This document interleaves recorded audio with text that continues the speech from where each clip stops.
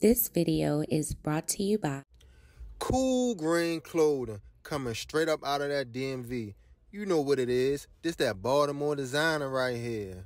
Come on now. Come and show some love and show some support. Go online right now. coolgreenclothing.com and make your purchase. Oh yeah, by the way, if you ain't cool and getting the green, you're in the way. And that's just basic. What's going on, YouTube fam? This your boy Tony 2Times, and we back with another episode of the Baltimore Way, man. Before I start, be sure to tap that like button. Definitely watch this video to the end to hear the full story and all the details in the case. For the day one fam, y'all already know it's all love. Thanks for tuning back into another episode. If you're new to the channel and you feeling the content, feel free to subscribe. Definitely hit that notification bell so you can be notified every time we drop a new video. Let's get right into the story. A lot of times when we are young and trying to figure out life, we often hear, go get some money, some kind of way, because you will definitely need it to survive. Everyone has their own definition on what getting some money means. Some people choose to go get a job, get that steady income, stay out the way, and go to work. Others might choose to start a small business, a clothing line, or something to remain independent but legit.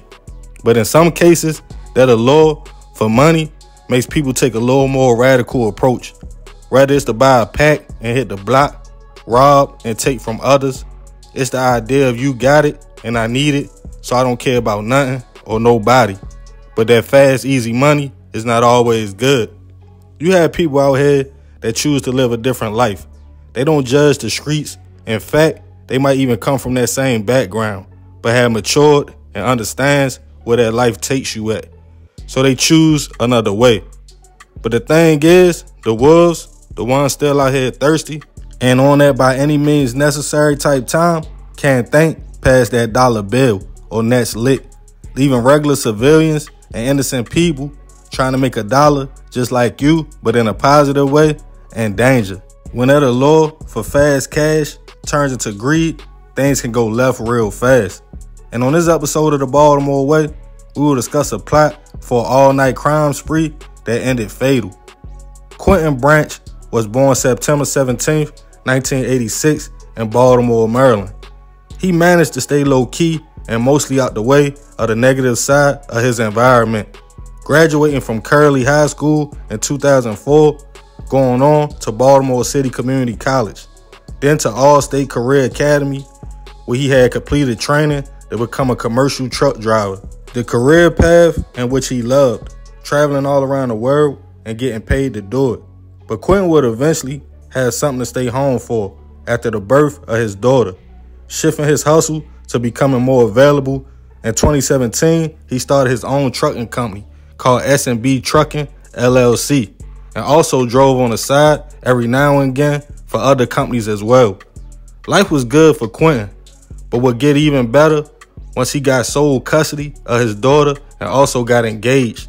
The father and soon-to-be husband was looking forward to the future and life as a family man.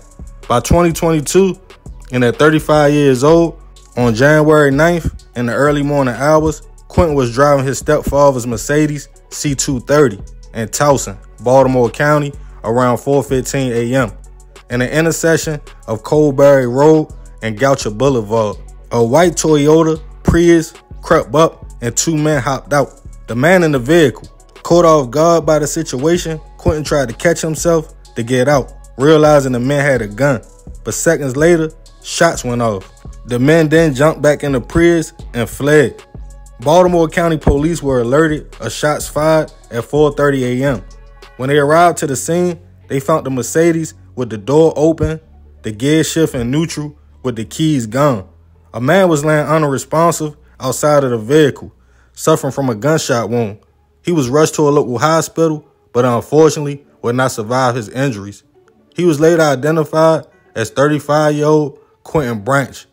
With no evidence on the scene and no motives, as family and friends stated, Quentin was a working family man. Detectives were lost on what could have transpired. As weeks went on, the investigation stalled. Police searched for local businesses in the area with cameras. They got a hit as one building faced the scene of the shooting. It showed the white Prius driving minutes before the incident.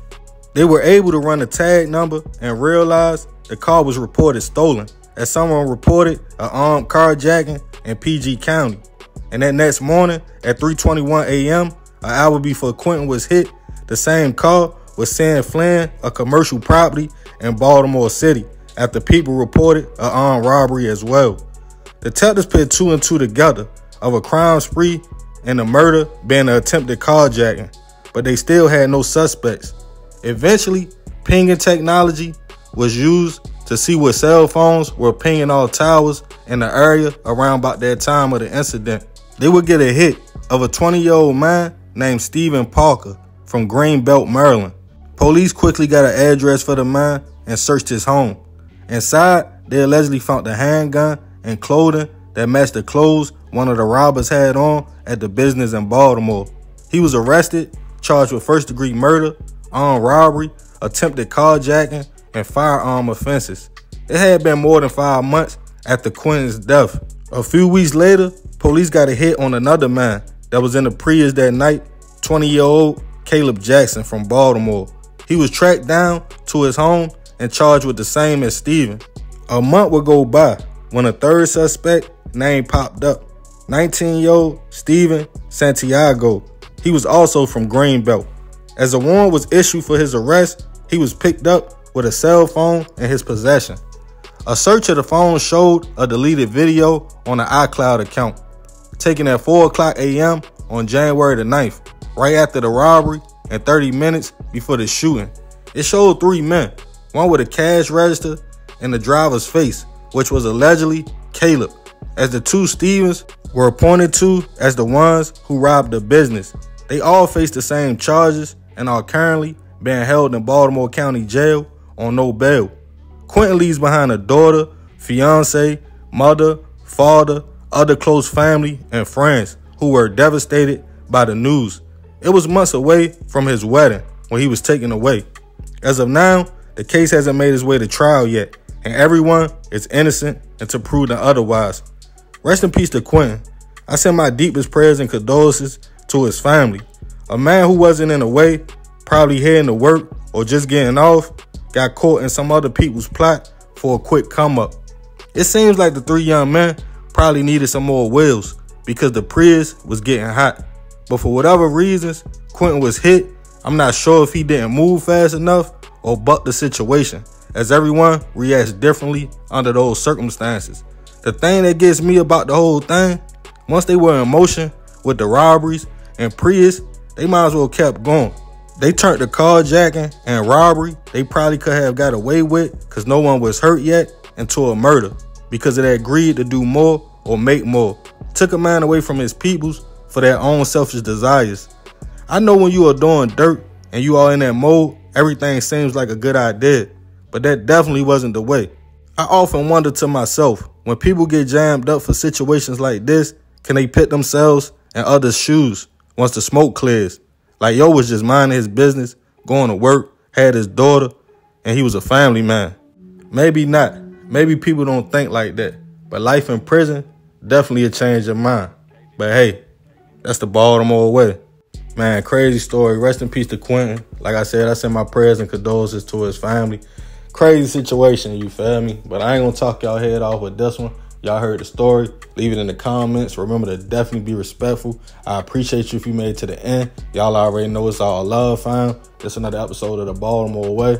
It's your boy Tony 2 times. I'm out.